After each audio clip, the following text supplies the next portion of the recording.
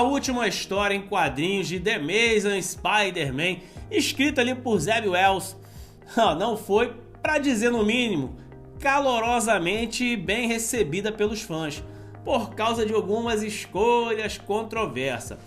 Peter Parker e Mary Jane não apenas terminaram ali imediatamente, de novo, né? Como ela repentinamente ali está com um homem chamado Paul e com 2 filhos. Mas agora até conseguiu insultar os fãs da Miss Marvel. Você vai ficar sabendo tudo sobre a polêmica edição número 26 de Amazing Spider-Man.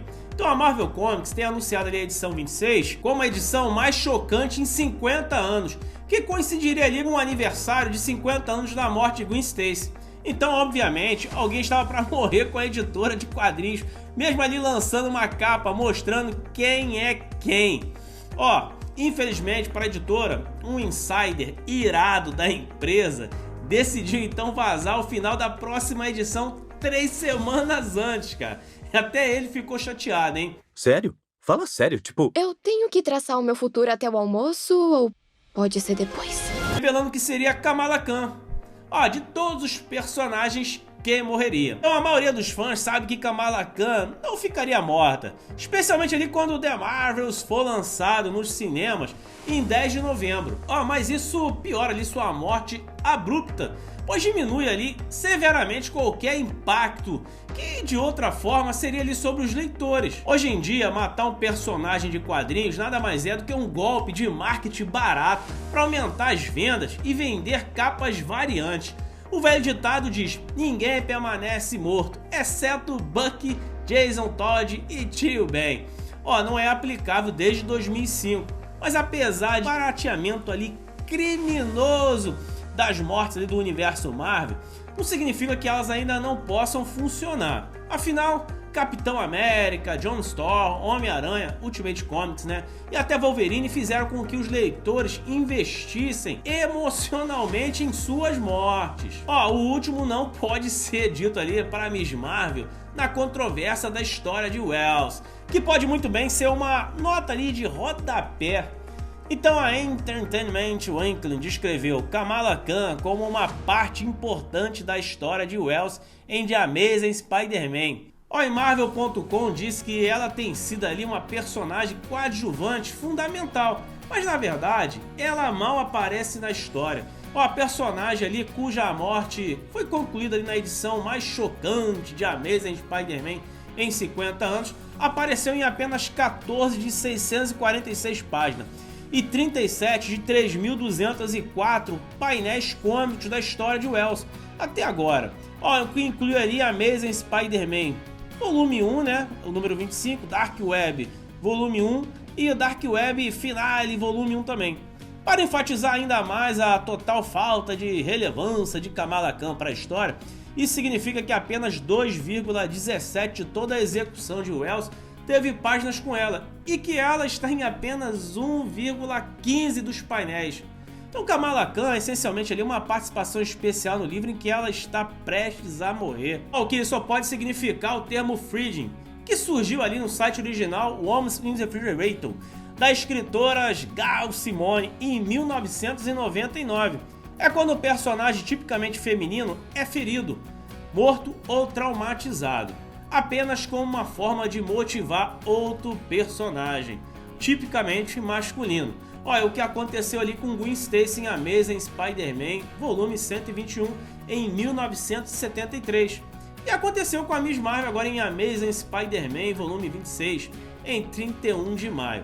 A personagem ali muçulmana e paquistanesa mais proeminente da Marvel Comics não está apenas morrendo, mas ela vai morrer um mês antes de Eid al-Adha, a festa do sacrifício, o último dia do mês da herança dos nativos asiáticos americanos do Havaí e das ilhas do Pacífico, nas mãos de um vilão codificado por judeus chamado Benjamin Rabin.